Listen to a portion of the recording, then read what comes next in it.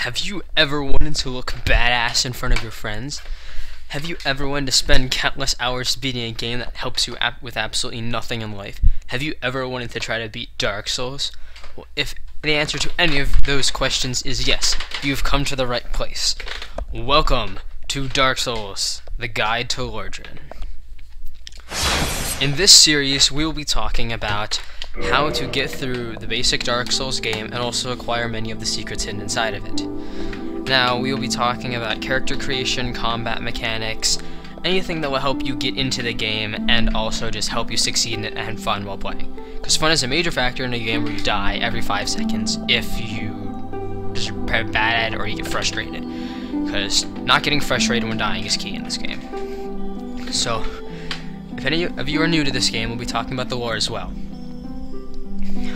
But if you're not new, if you are new, then there is multiple character creation options. And this is for all you people who stress over creating characters. Now, let's pick our name until the end. Gender. Gender does not affect your character in any way other than its looks and the sounds that it makes once a hit. So I'm just going to pick male because that's just a basic character outline for me. Next, we're going to pick our class. Now, each class has different starting gear, and also the stats are different for each class you start with. There are multiple different stats. There is the level that you start at. Every time you level up, it costs a different amount of souls. The higher level you start with, the more souls it's going to immediately start, and the less stats you have to choose, even though it's not really a major thing, since the highest level is 6, which is the deprived you start out with. There's Vitality, which is the amount of health points that you have. There's Attunement, which is the amount of spells that you can use if it's upgraded to a certain amount. There's Endurance, the amount of attacks you can do, the amount that you can sprint, the amount that you can dodge, the amount that you can block. It's a really important stat. There is Strength. Strength helps you wield certain weapons and also shields, with either 2 hands or even one-handed if your strength is high enough. Dexterity allows you to move around faster and also wield more weapons too. Resistance, it just boosts defense and all stats, which is very helpful. There are more complicated stats. These are just the basic ones. There's Intelligence, which allows you to use different sorceries and also weapons that have a magic stat. Then there's Faith, which allows you to use different miracles and also weapons with a holy stat. So, Warrior, the very first class, is a pretty balanced class.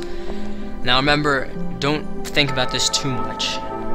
Except I am, because this is a guide. It's just a basic outline for your character, and your stats are just going to be like this. At first, you can edit them however you want to in the future.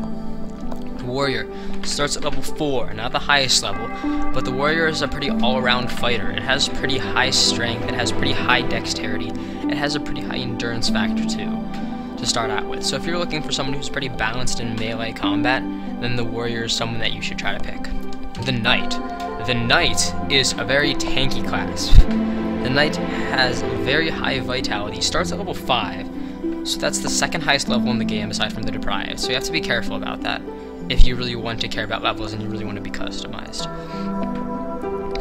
It has really heavy armor that starts with, but you can edit armor anytime you want to in the middle of the game. Just be aware that in the starting area you're going to move a little slower. There's the Wanderer, which wields a scimitar, which is a pretty useful weapon for one reason that I'll be talking about later in the guide, and has a really high dexterity and pretty even melee stats too.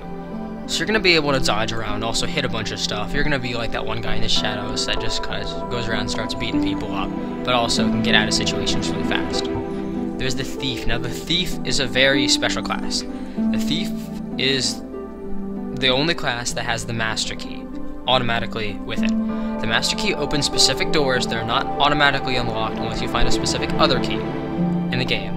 Master Key allows you to go through a lot of different shortcuts to different other places in the game faster in case you don't want to walk a ton, or find keys in random chests. Also, the Thief starts with a dagger, which is a different type of weapon than just a normal sword, hammer, or axe. I've never really noticed any critical hit changes. This has the highest dexterity in the game, so you'll be able to move around the fastest with this character, and also wield weapons that require dexterity like bows. The Bandit The bandit has pretty high endurance and strength, wields a battle axe, which is a really powerful weapon early on, and also starts with a spider shield. The spider shield is a pretty awesome shield because the spider shield has poison resistance, which is useful in one of the later areas of the game known as Blight Town. Endurance and strength are its mainly only really high factors. It has pretty high vitality too. You'll meet other bandits in the game that are NPCs that will actually try to kill you, like literally on-point bandits start with the axe and also with the spider shield. So that's pretty much all that's important for the bandit. There's the hunter. The hunter is the only class that starts out with the bow and has really high dexterity. It has okay intelligence and faith, both at 9, and its armor is just okay, but it can dodge around and light roll with it. There are multiple different rolls you can perform in the game. Light roll is the fastest roll, and also the most important because you can get away from enemies fast and take less damage. There's the sorcerer, the first of the 3 magic wielding classes. Now there are 3 types of magic in the game. There's sorcery, there are miracles, and there's pyromancy. Sorcery has to deal with, it's pretty much all of this blue energy and requires intelligence to wield, and is also associated with the stat and magic attack. There is pyromancy, which does not require any intelligence, and are mostly found throughout the game at random places and pretty hard locations to get to. They use a pyromancy flame instead of like a wand for the sorcerer, which is called a catalyst. And they're pretty powerful too. They don't have a stat for weapons. There is the cleric, which uses miracles, the 3rd type of magic, and miracles are like heals and blocks, but also there's things that like infuse your sword with lightning. You get to throw lightning bolts, swords come up through the ground. They can still be pretty awesome. Don't underestimate miracles at all. Now all 3 of these classes are pretty great, but I think they have different things that are special about them. Sorcerer starts out with the Solaris, which the amount that you have, in my opinion, is the most powerful starting magic. There's the Pyromancer, which starts at level 1, so you have the most customization options at the cheapest price, which is helpful. And then you have the Cleric, which wields the Mace, which I really like. The Mace is easy to wield and also does a ton of damage early game. Not to say that the Axe and... what do you even have? You have a little dagger. I never had to play a sorcerer before. The axe and dagger aren't important, just the mace does the most damage. Then there is the deprived. The deprived starts with no armor, pretty basic shield, pretty basic weapon. Every single stat is 11, and it starts at level 6. So from level 6 on, you have the option to upgrade whatever you want to and create your own character from perfect scratch. But if you already have in mind what you want your character build to be like, you might as well start with another class and go for those stats on. So for this playthrough, we are going to be starting as Wanderer.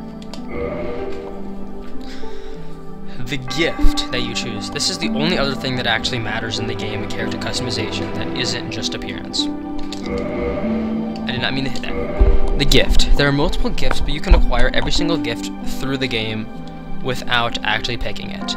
So none would be fine because you can acquire every single thing else. Goddess's Blessing. It fully restores HP and status, but you can definitely find them in the later area of the game. So they're not that helpful to start. Black Fire Bombs.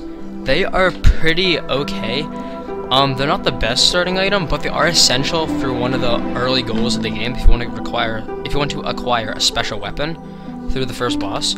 Twin Humanities.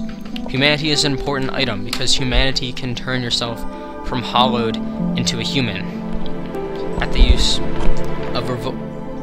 action of reverse hollowing at a bonfire. But you will acquire Twin Humanities from the game, and Twin Humanities aren't different from regular Humanities except it gives you 2 instead of 1. So it's not the best to pick. Binoculars. I actually honestly have no idea how to find these through the actual game. They allow you to see things at faraway sights. That's fine, but also when you use a bow you scope in too, so I don't exactly know how helpful binoculars are, but I'm guessing they're not the best since you definitely can find them. The pendant. I honestly do not know any use for this thing. I think it's the only item in the game that does absolutely nothing the whole time. So, you may not want to pick this one, or if you do want to pick it, you might as well just pick none instead. The Master Key. You know how I said the Thief starts with the Master Key? So you're a different class, and you can start with the Master Key too. Now, the Master Key unlocks all the roles like I said, but it's also an item, so don't pick the Thief and the Master Key, since you already come with the Master Key because you're the Thief. But you might want to pick the Master Key if you're another class. The Tiny Being's Ring. The Tiny Being's Ring It says that HP recovers slowly while equipped. It does not. It only adds a little bit more maximum HP. So the description kind of lies to you, and it's not the most useful thing at all, since there are tons of other rings you can find through the game, and they give you a lot of other stats. They're way more important than just a little bit more of HP. The Old Witch's Ring. The Old Witch's Ring does not give you any special effect when you just put it on normally, but later in the game it triggers a special dialogue with a special NPC that reveals more lore behind it. But if you don't really care about lore that much, you might as well just go for the Master Key, because that, in my opinion, is the most helpful starting item if you are not the thief. So we're going to be starting with the Master Key. It doesn't matter what type of body you are, it just makes your character look different, and also you're going to be seeing the back of your character the whole time, so it doesn't really matter anyway. So I'm going to pick average. I'm going to keep the commoner face. Hair, it doesn't matter if we have hair or not, and the color of hair, I don't know, we're not going to have a color of hair, let's just like pick gold or something. Okay, and now we finally have an option to pick our name, so we can just pick our name whatever we want to. So let's just, Guide. Let's make our character name Guide. Actually, no, I don't know. Let's make it actually like a thing. Guideson. Guideson. Okay. That works. Guideson's our name. We have the option to accept our character now. We shall accept our character, and now we shall go into the game. A whole new journey awaits you, if you've been with me this whole episode. And get ready to explore LORDRAN. And come back next episode, where we explore the Undead Asylum. Thank you for watching.